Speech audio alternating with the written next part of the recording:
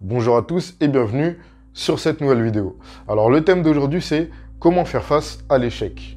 Alors il y a beaucoup de personnes qui voient l'échec comme la bête noire de la vie humaine et qui face à ça font demi-tour ou se braquent. Et elles se disent que devant l'échec, ça sert à rien de persister, ça ne vaut pas le coup. Et franchement, ça peut se comprendre. Quand on voit comment et pourquoi le mot échec est employé, c'est souvent pour décrire une situation négative, mais pas si négative que ça.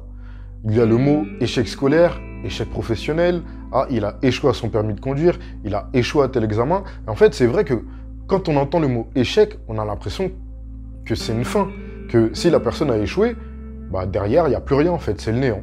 Alors j'ai une question. Êtes-vous capable de marcher? La plupart des personnes me diront oui. Et pour les personnes qui me diront non, tout mon cœur est avec ces personnes.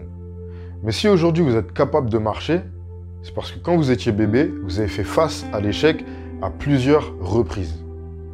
Vous avez voulu marcher et donc vous êtes mis debout en essayant de marcher à plusieurs reprises et vous êtes tombé. Mais malgré ça, vous avez persisté et aujourd'hui, vous marchez. Alors lorsque vous étiez bébé, vous affrontiez l'échec de façon totalement normale et instinctive. Vous vouliez marcher parce que vous saviez pertinemment que ce qui se trouve derrière, c'est quelque chose de sublime. De marcher, vous vouliez faire comme toutes les personnes que vous voyez autour de vous en fin de compte. Et donc vous avez affronté votre peur de tomber et au final, vous avez marché.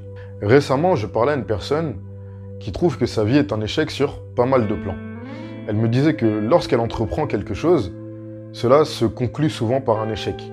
Et donc moi, la question que j'ai posée à cette personne, c'est « Mais est-ce que tu considères l'échec comme une fin en soi ?» Et cette personne m'a dit « Oui, j'aime tellement pas l'échec que lorsqu'il vient et qu'il toque à ma porte, eh ben, je me stoppe et je ne fais rien de plus. » Et je trouve ça tellement triste parce que cette personne, pleine de qualité, pleine de potentiel, est capable de faire tellement plus.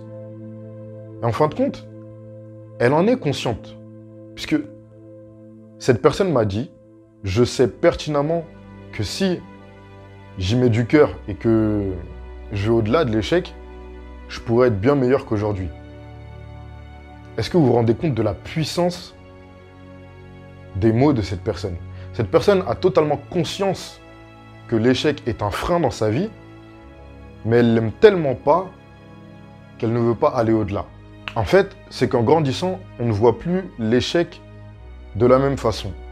On se focalise sur un éventuel échec au lieu de se concentrer sur une probable réussite.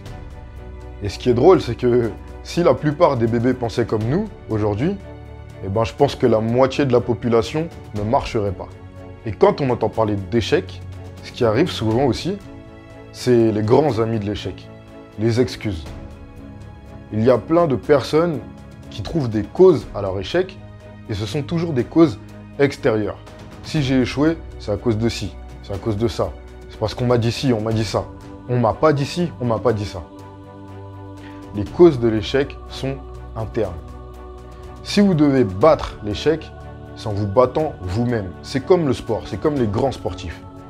Lorsqu'ils ont échoué dans leur discipline, ils se surpassent. Ils arrivent à conditionner leur mental pour entraîner leur physique d'une meilleure façon et donc arriver à leur fin. Et c'est ainsi qu'ils arrivent à éradiquer l'échec. Alors si vous n'aimez pas l'échec, un petit conseil, apprenez à l'aimer. C'est derrière l'échec que se trouvent les grandes choses et que vous allez grandir et atteindre vos buts. Les plus grands se sont tous confrontés à l'échec. Thomas Edison a essayé à de multiples reprises de créer l'ampoule. Je crois que c'était à peu près 2000 fois. Et lorsqu'on l'a interrogé sur ses échecs, il a dit « J'ai pas échoué 2000 fois, j'ai trouvé 2000 façons de ne pas faire fonctionner une ampoule. » Et ça, c'est un état d'esprit super positif à adopter dans tous vos projets. Puisque l'échec, c'est quelque chose qui fait partie de la vie et de l'ascension. D'ailleurs, si vous n'avez pas d'échec, c'est que vous ne faites rien.